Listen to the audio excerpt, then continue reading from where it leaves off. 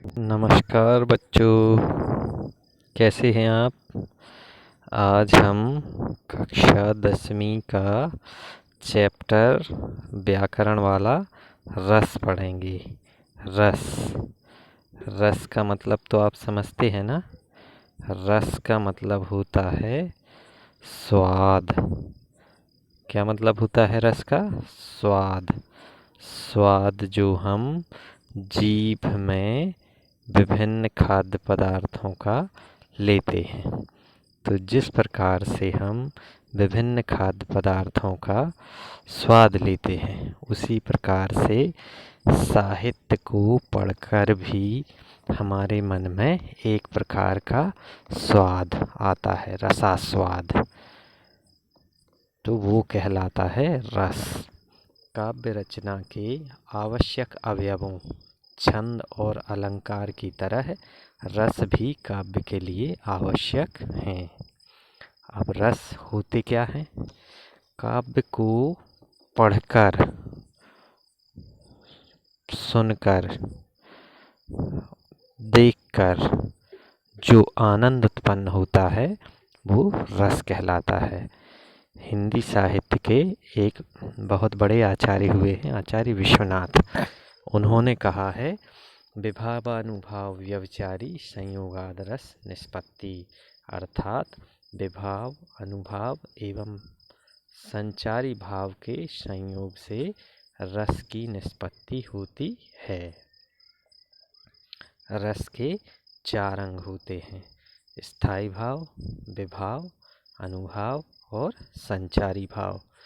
स्थायी भाव जब विभाव, अनुभाव तथा संचारी भावों से परिपक्व होकर सहृदय, सहृदय मतलब पाठक, श्रोता, दर्शक के हृदय को तरंगित करते हैं। तरंगित मतलब आनंदित करते हैं, तब वे रस कहलाते हैं। अर्थात कोई भी कहानी, नाटक या फिल्म हमें देखकर, पढ़कर, सुनकर जो आनंद की अनुभूति होती है, साहित्य में वही रस कहलाता है। अब रस के जो 4 अंग हैं, उनमें से प्रमुख है स्थायी भाव। तो स्थायी भाव किसे कहेंगे? जो भाव हमारे मन में बीज रूप में छिपे रहते हैं। बीज रूप में मतलब छोटी छोटी भावनाओं के रूप में छिपे रहते हैं, लेकिन किसी व्यक्ति, स्थान या समय को देखकर वे प्रकट हो जाते हैं, तो स्थायी भाव कहलाते हैं। ठीक है ना? स्थायी भाव की संख्या रस की संख्या के आधार पर निर्धारित है।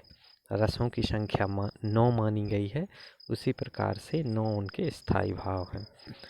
रति, हास, शोक, क्रोध, उत्साह, भय, घृणा आदि ये स्थायी भाव हैं। इसी प्रकार रस के अगले अंग के बारे में जान लेते हैं। रस का अगला अंग है विभाव। विभाव कितने प्रकार के होते हैं? ये भी 2 प्रकार के होते हैं, आलंबन और उद्दीपन। रस का तीसरा अंग है अनुभाव। अनुभाव भी 2 प्रकार के होते हैं, मानसिक एवं कायिक। मानसिक मतलब मन से संबंधित, कायिक मतलब शरीर से संबंधित। और रस का चौथा अंग है संचारी भाव। इनकी संख्या मानी गई है 33, और ये प्रति क्षण हमारे मन में बदलते रहते हैं। क्रोध, घृणा, ईर्ष्या, वीरता, उत्साह, आनंद, ये जो भाव हैं ये प्रतिपल बदलते रहते हैं। रसों के बारे में जान लेते हैं एक चार्ट के द्वारा कि सबसे पहला रस है श्रृंगार रस, और इसका स्थायी भाव है रति। रति मतलब प्रेम। नायक नायिका का जो प्रेम होता है वो श्रृंगार रस के अंतर्गत आता है। दूसरा रस है करुण रस, इसका स्थायी भाव है शोक। तीसरा है वीर रस, इसका स्थायी भाव है उत्साह। चौथा है विभत्स रस, इसका स्थायी भाव है घृणा। पांचवा है शांत रस, इसका स्थायी भाव है निर्वेद। छठवां है हास्य रस, इसका स्थायी भाव है हास। सातवां है रौद्र रस, रौद्र रस का स्थायी भाव है क्रोध। 8वां रस है भयानक रस और इसका स्थायी भाव है भय। 9वां है अद्भुत रस और इसका स्थायी भाव है विस्मय या आश्चर्य। 10वां रस माना गया है वात्सल्य रस। सूरदास जी ने जब सूरसागर की रचना की और उन्होंने श्री कृष्ण की बाल लीलाओं का इतना मार्मिक चित्रण किया, तब इस रस की उत्पत्ति हुई वात्सल्य रस की। और भक्ति रस है 11वां रस, जो कि रामचरितमानस से उद्भवित हुआ है। तुलसीदास जी ने जो राम की भक्ति की है उसमें भक्ति रस की प्रतिस्थापना हुई है। तो इस प्रकार से ये रसों की संख्या 11 मानी गई है, लेकिन भरत मुनि ने नाट्य शास्त्र में मूल रस 8 ही माने थे। बाद में 9वां रस शांत रस और उसके बाद वात्सल्य और भक्ति रस। अब हम श्रृंगार रस के बारे में जान लेते हैं बच्चों। श्रृंगार रस को रसराज या रसपति कहा गया है। इसे रसों का राजा कहा गया है। क्यों? क्योंकि श्रृंगार रस जो है वो सृष्टि के कण कण में व्याप्त है, कोने कोने में। तो श्रृंगार रस के 2 प्रकार होते हैं, संयोग श्रृंगार और वियोग श्रृंगार। संयोग श्रृंगार जो है वो स्त्री पुरुष का सहज आकर्षण होता है। इसमें श्री कृष्ण और राधा का चित्र आप दिखाई दे रहा है आपको। इसमें उनकी श्रृंगारिक क्रियाओं को दिखाया गया है।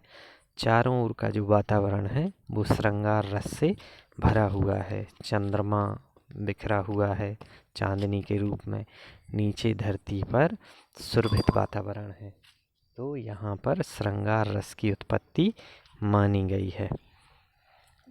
उदाहरण दिया गया है, बतरस लालच लाल की मुरली धरी लुकाए, सोह करे भोहन हंसे देन कहे नट जाए।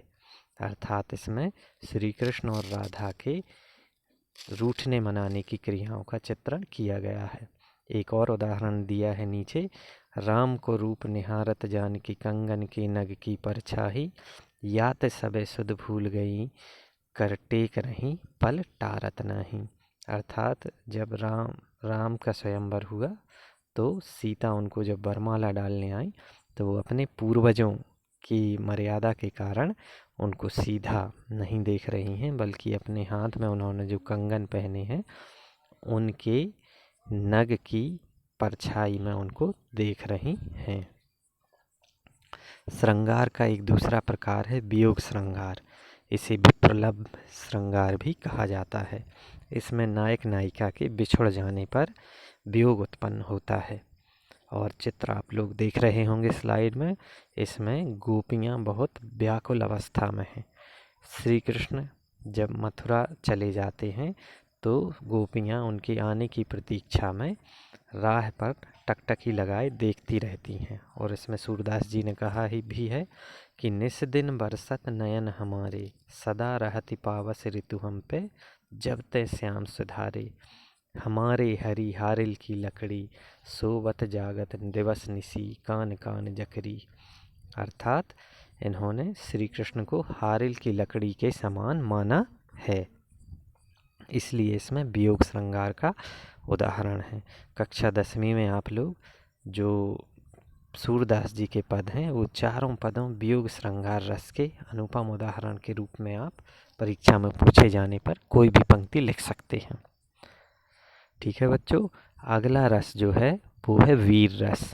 शत्रु के उत्कर्ष को मिटाने, दीनों की दुर्दशा देख उनका उद्धार करने और धर्म का उद्धार करने आदि में जो उत्साह मन में उमड़ता है वह वीर रस कहलाता है।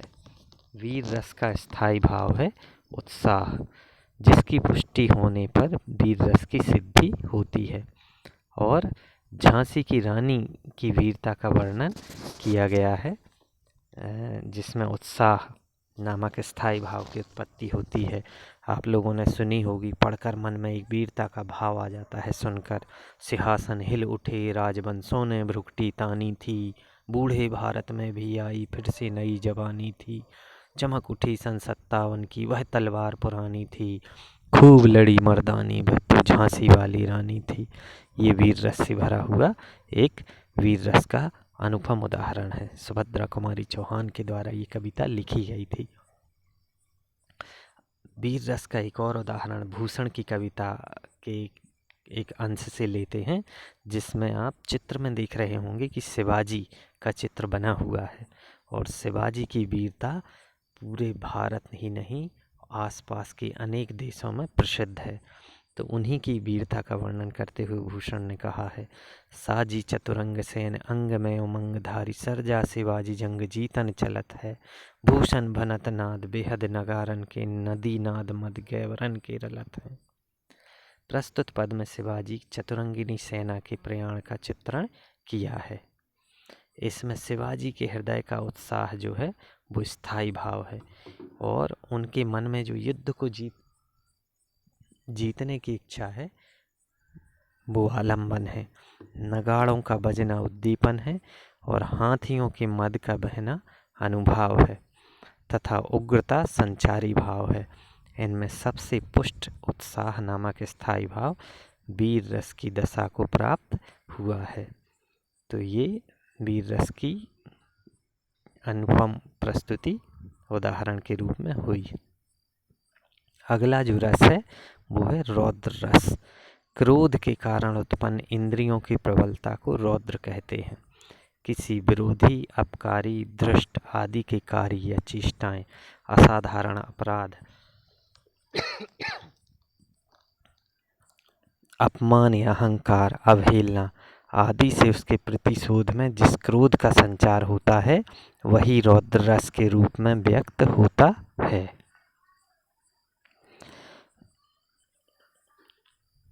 रौद्र रस का उदाहरण है, आप चित्र में देख रहे होंगे कि भीष्म पितामह के ऊपर एक वीर युवक हमला कर रहा है जो कि अभिमन्यु है। अभिमन्यु के लिए इन्होंने चक्रव्यूह की रचना की थी। तो उसमें कवि ने क्या लिखा है, मैं सत्य कहता हूँ सखे सुकुमार मत जानो मुझे, यमराज से भी युद्ध में प्रस्तुत सदा मानो मुझे, है और की तो बात क्या गर्व में करता नहीं, मामा तथा निजतात से भी युद्ध में डरता नहीं। अभिमन्यु का ये कथन अपने प्रतिद्वंदी के प्रति है, जिसमें कौरव आलंबन है, अभिमन्यु आश्रय है, चक्रव्यूह की रचना उद्दीपन तथा अभिमन्यु के वाक्य अनुभाव है, गर्व, औत्सुक, हर्ष आदि संचारी भाव हैं। इन सभी के संयोग से रौद्र रस की निष्पत्ति हुई है। इसके बाद रौद्र रस का अगला उदाहरण है लक्ष्मण और परशुराम का संवाद, जिसमें कहा गया है, रे नृप बालक कालवश बोलक तो ही न संहार, धनु ही सम त्रिपुरारी धनु विद्युत सकल संसार। इसमें राम लक्ष्मण परशुराम संवाद में आप देख रहे होंगे, है ना, जिसमें परशुराम जी लक्ष्मण से कह रहे हैं कि राजपुत्र तुम मृत्यु के कारण अपनी जीवान संभाल नहीं पा रहे हो और त्रिपुरारी के धनुष को छोटी छोटी धनुषी से तुलना कर रहे हो। इसके बाद है अगला रस हास्य रस। किसी पदार्थ या व्यक्ति की असाधारण आकृति, विचित्र वेशभूषा या अनोखे हाव भाव और चेष्टाओं से मन में जो विनोद का अनुभव होता है उसे हास्य रस कहते हैं। और चित्र में आप देख रहे होंगे कि एक मोटी महिला पंखे से लटक के सुसाइड करने का प्रयास करती है, लेकिन पंखा नीचे गिर जाता है। कहा भी गया है, जाको राखे साइयाँ मार सके न कोई। तो यहाँ पर हास्य रस की उत्पत्ति होती है। हास्य रस के और भी कई उदाहरण आपको मिल जाएंगे।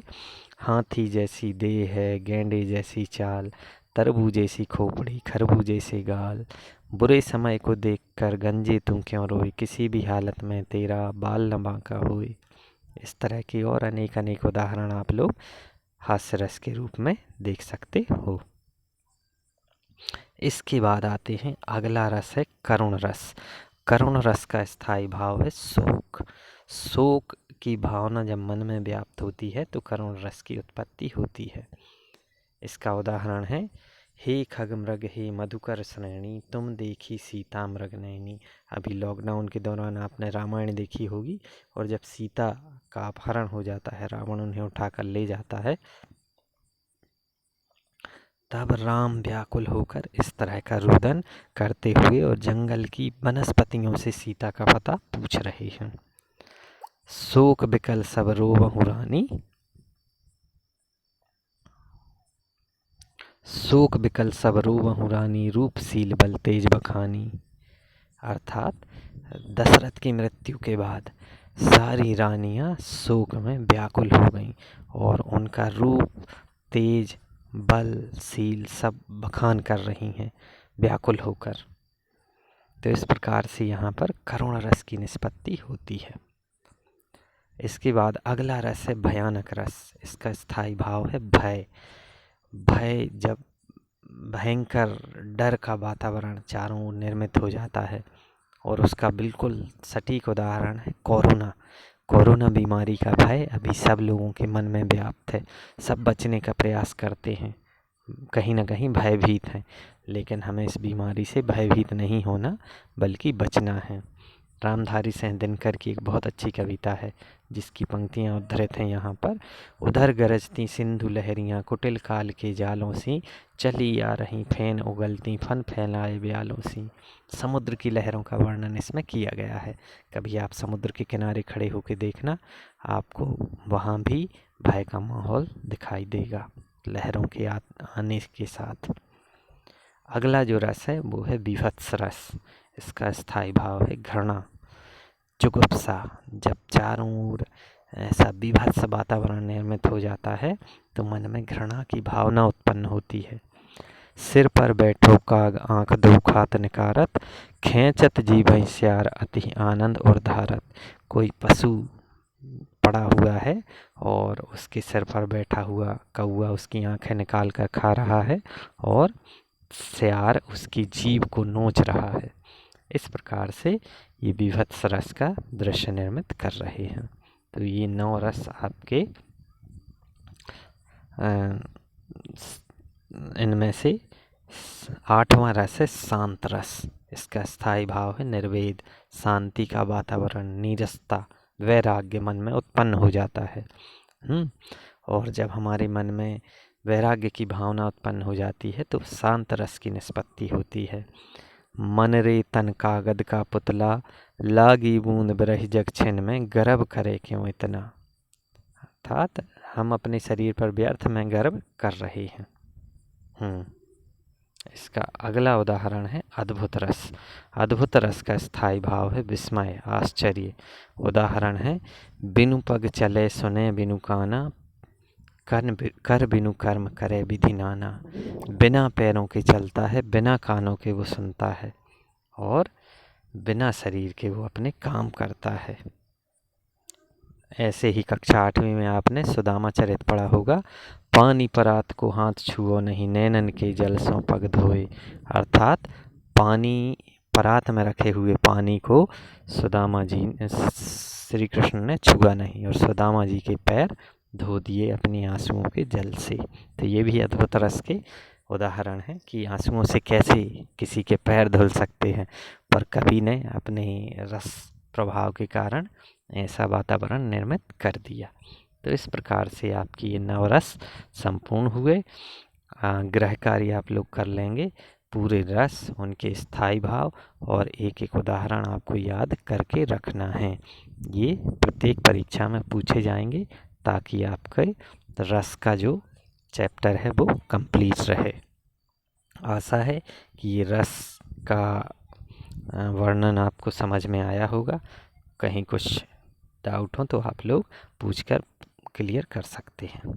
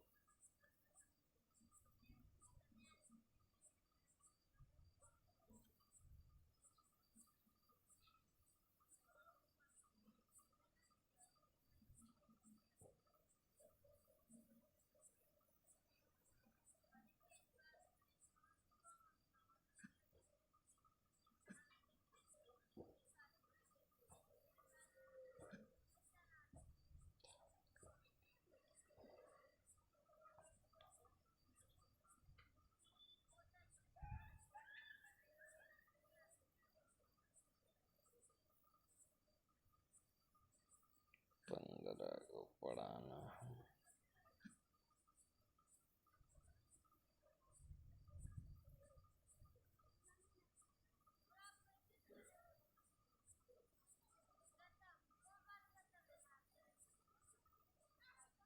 सोलह पढ़ाना है।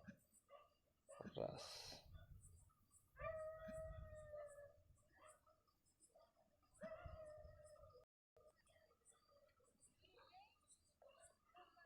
वाक्य बाजार दर्शन तो हो गया।